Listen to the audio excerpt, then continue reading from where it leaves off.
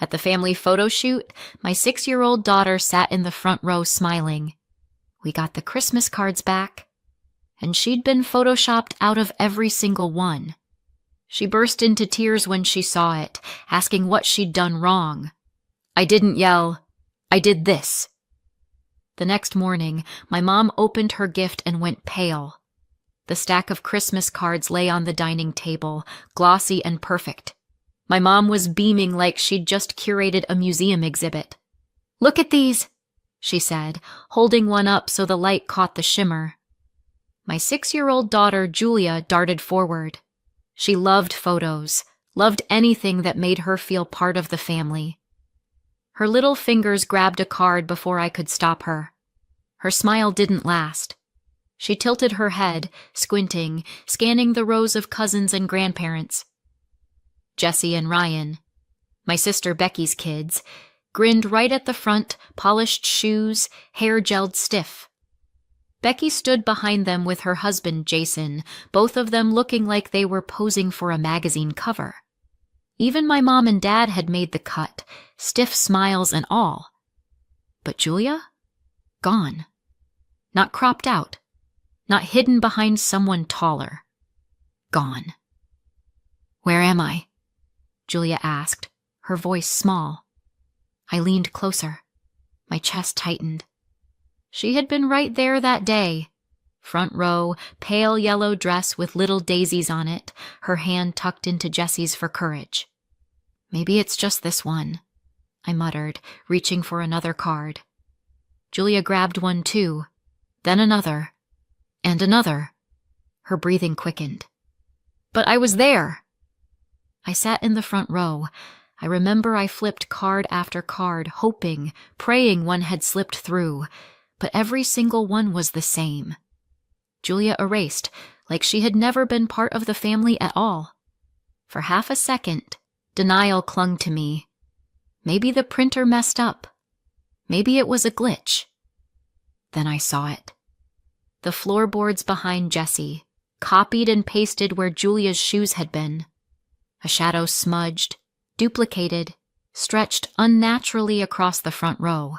The curve of Jesse's hand cut strangely, like it had once been resting on someone who wasn't there anymore. My blood ran cold.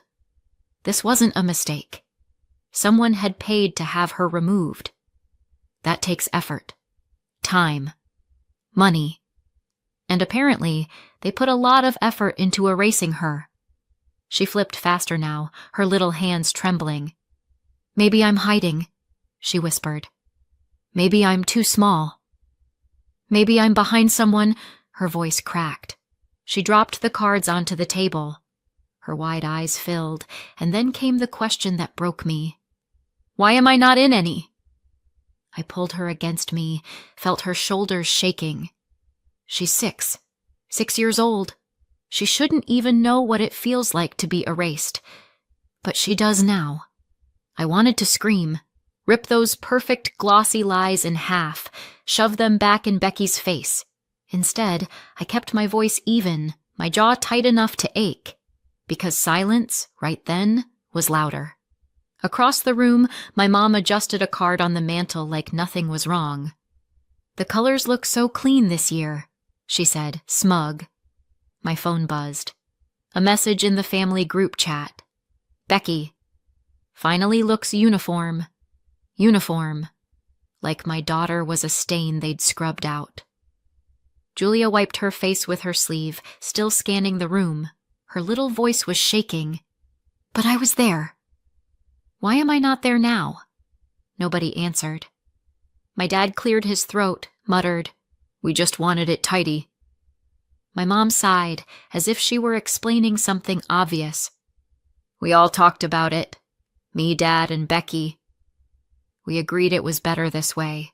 Her dress didn't fit, she stood out, and it ruined the picture. It's not personal."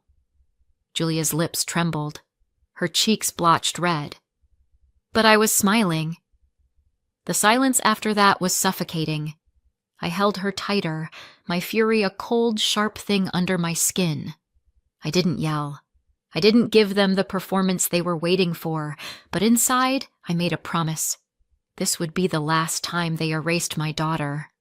The cards gleamed under the light, each one a polished lie. And I knew exactly what I was going to do next. The next morning, my mom opened her gift and went pale.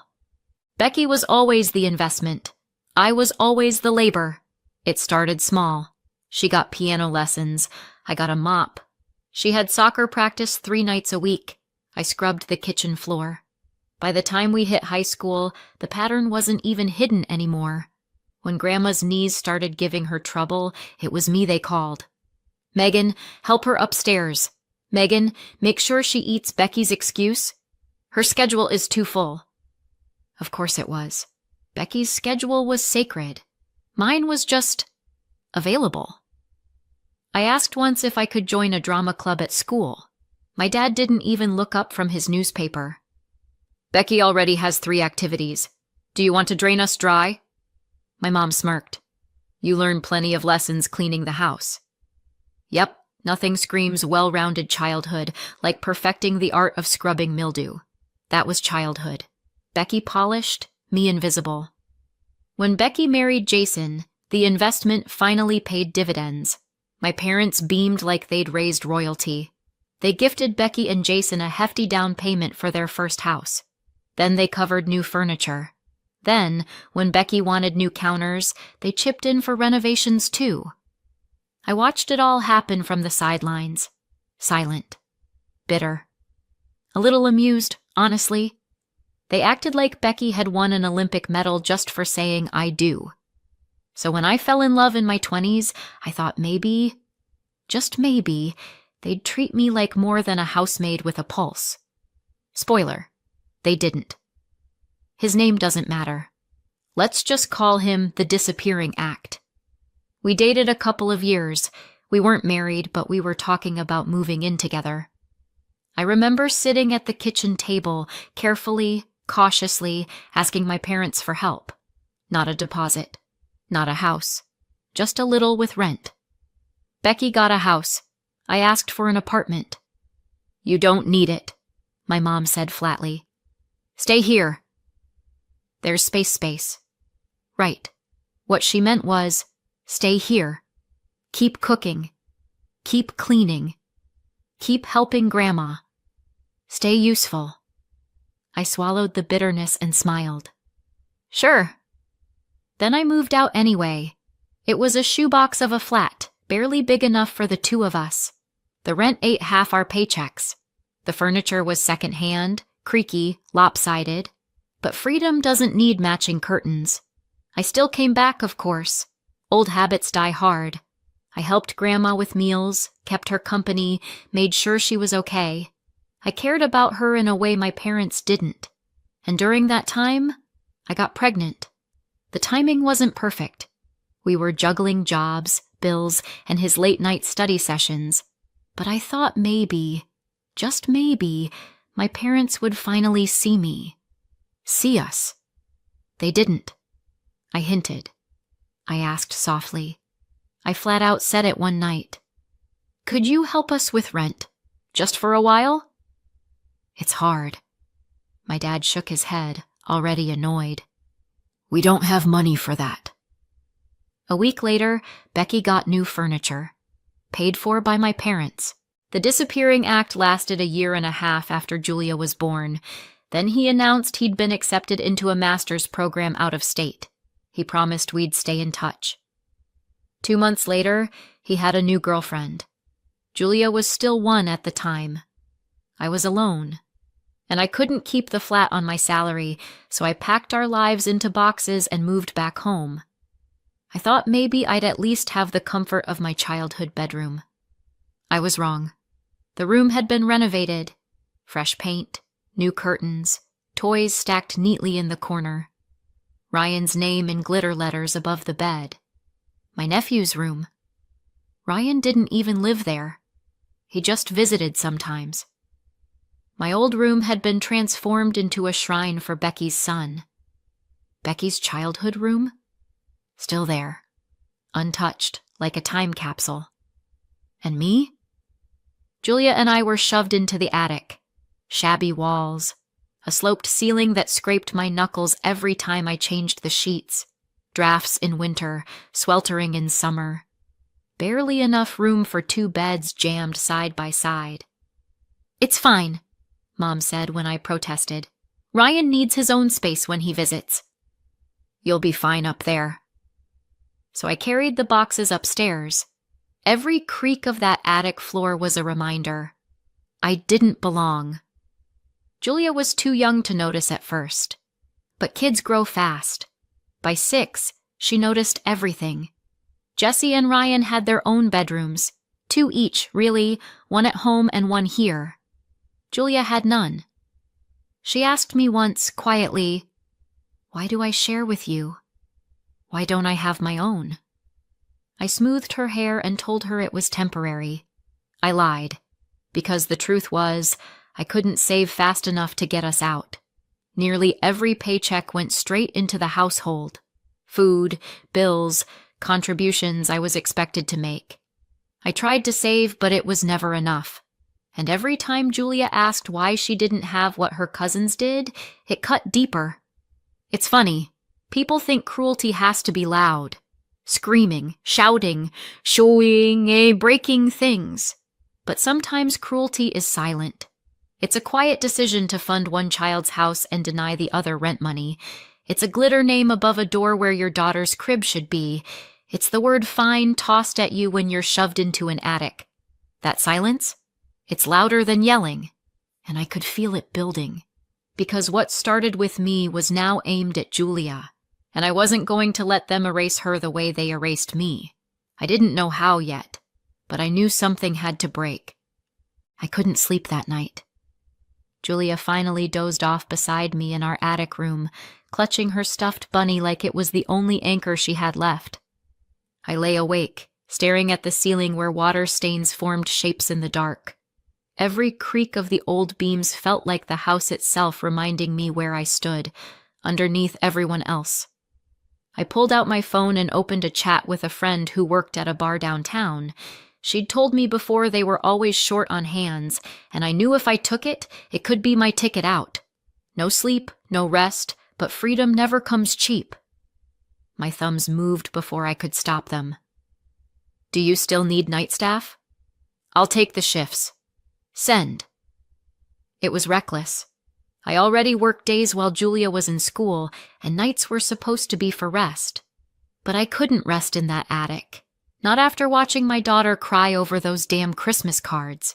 If I had to run myself into the ground to protect her, so be it. I was done waiting for scraps from people who never planned to feed me. I crept down the hall to Grandma's room. Her lamp was still on, a soft glow spilling under the door. I knocked lightly and went in. She was propped against her pillows, glasses perched low on her nose, flipping through a crossword. Sharp as ever. "Couldn't sleep?" she asked, without looking up. I laughed softly. "You know me too well." I sat on the edge of her bed, pulled one of the glossy cards from my pocket, and handed it to her. She studied it for a moment, her brows knitting. Then she saw it. Or rather, she saw the absence. Her mouth pressed into a thin line. Julia was there. "Yes," I said flatly. "Front row, yellow dress. But apparently yellow doesn't match the uniform they wanted." She set the card on the blanket with a sigh. I told her my plan then. The night shifts, the bartending job, the hours that would carve into whatever was left of me. "I can't keep her here," I said. My voice broke on the last word. "Not when they treat her like this. I'll work nights. Save. We'll move out." Grandma looked at me for a long time, her eyes sharp in the lamplight. Finally, she said, "You won't need to do that." I frowned.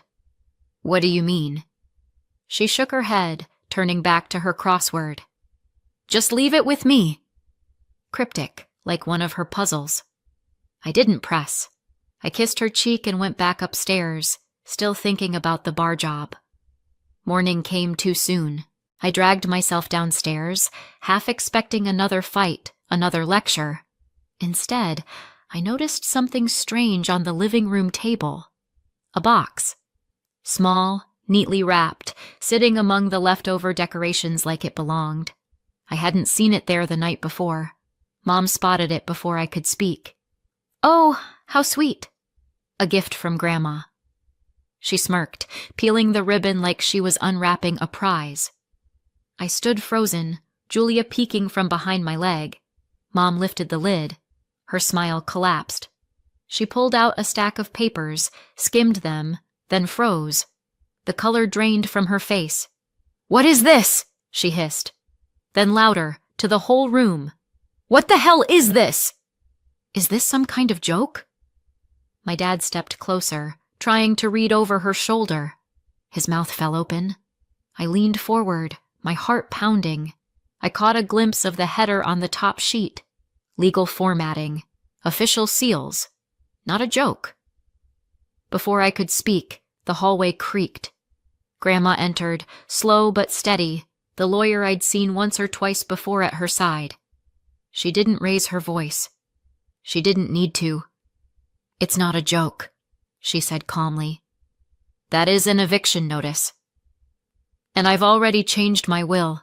Megan and Julia will have this house. You'll get nothing." Silence detonated in the room. Mom sputtered. Dad stared at the papers like they might combust. Julia gripped my hand so tightly it hurt. I couldn't move. Then the shouting started.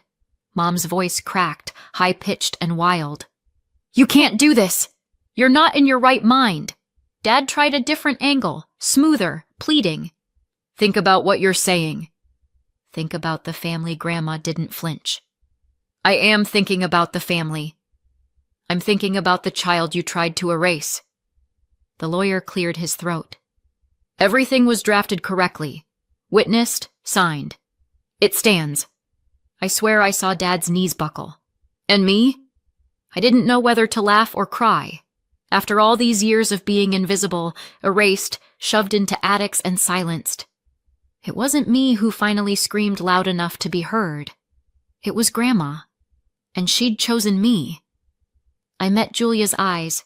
She was still clutching my hand, her face pale. But for the first time in days, I saw something in her expression besides confusion. Hope. The chaos swelled again. Mom pacing, Dad muttering, both of them throwing accusations like confetti. "Megan manipulated you. She poisoned you against us. This is elder abuse." Grandma's laugh cut through it all, sharp and bitter. "The only abuse here is what you've done to her and that child." My mom's mouth snapped shut. My dad sat down heavily, as if the air had gone out of him. Julia leaned into me, whispering, "What's happening?" I kissed her hair. "Something good," I murmured. "Something finally good." I didn't know what came next. Would they fight it in court? Spread more lies? Try to claw their way back into control? Probably. But right then, in that moment, the tide had turned. The house went quiet after Grandma's bombshell. Too quiet. No shouting matches, no slamming doors. Just the heavy, suffocating silence of people plotting. My parents barely looked at me. Dad busied himself in the garden, hacking at shrubs that didn't need cutting. Mom clattered dishes louder than usual, the noise sharp and deliberate. Her version of shouting without words. Julia noticed. "Is it over now?" she asked me one night in our attic room, her voice small in the dark. I wanted to say yes. I wanted to lie. Instead, I kissed her forehead and whispered, "Not yet." Because I knew better. That silence wasn't peace. It was the sound of a storm building.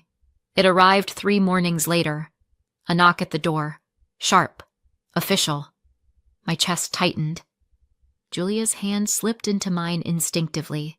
Mom beat me to the door, her tone instantly syrupy.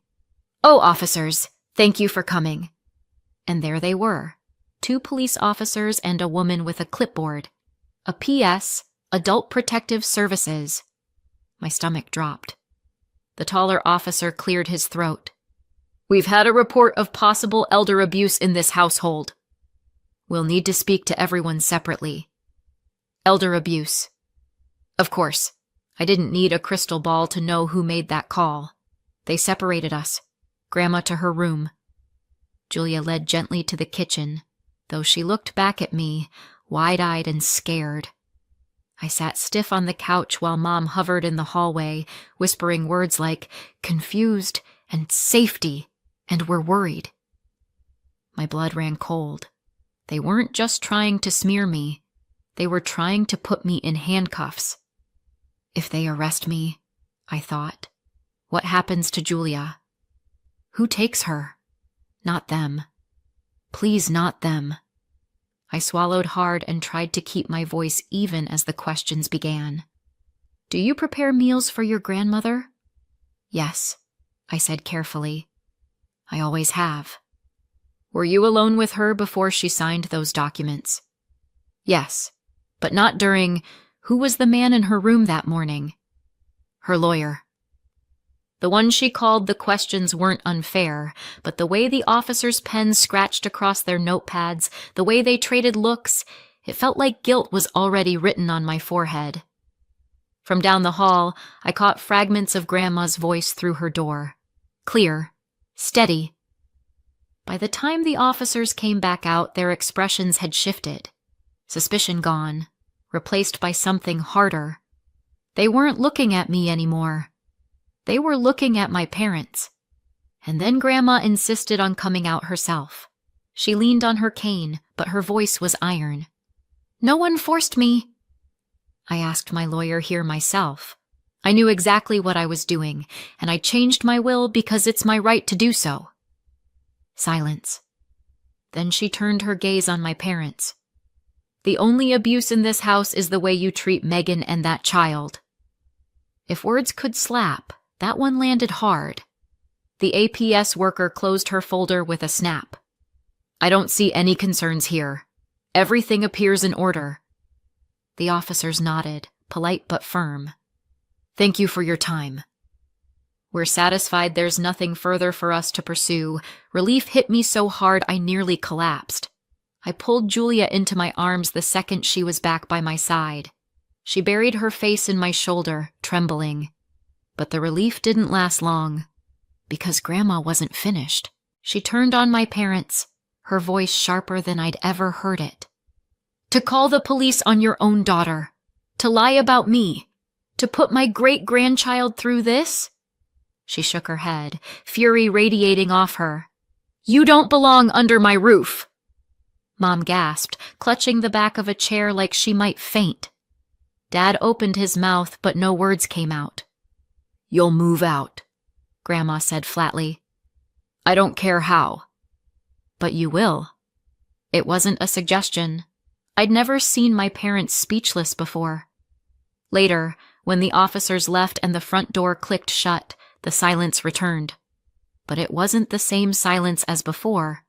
This one was jagged, dangerous. My parents sat rigid at the table, their faces pale, their eyes darting between me and Grandma like they couldn't decide who to hate more. Julia pressed closer to me.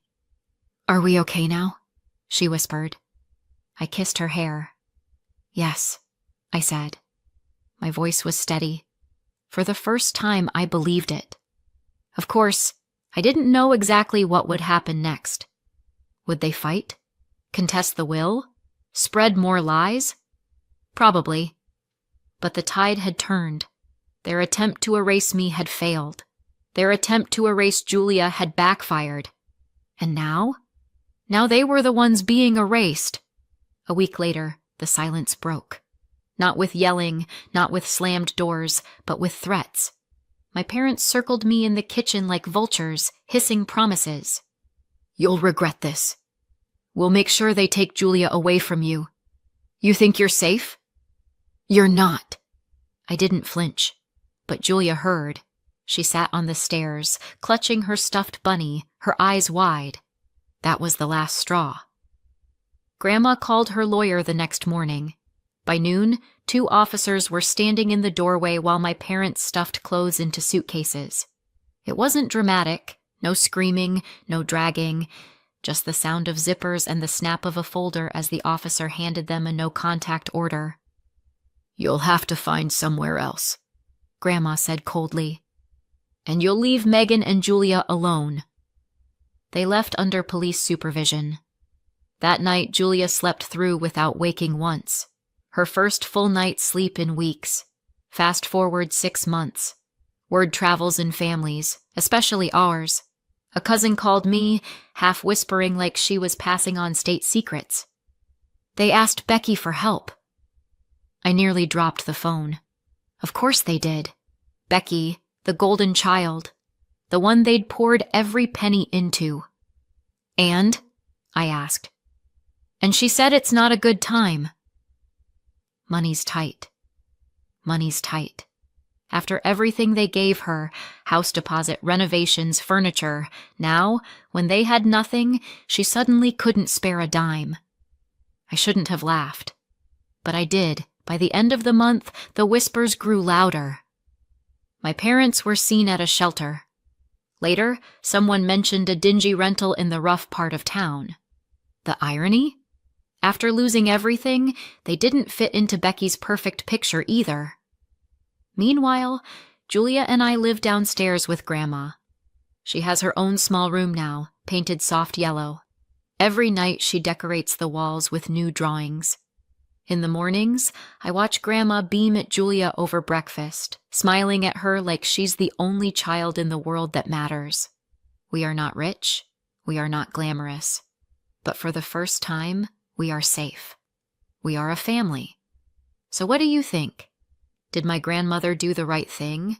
Or did she go too far, disinheriting her own daughter? Let me know in the comments, and subscribe for more.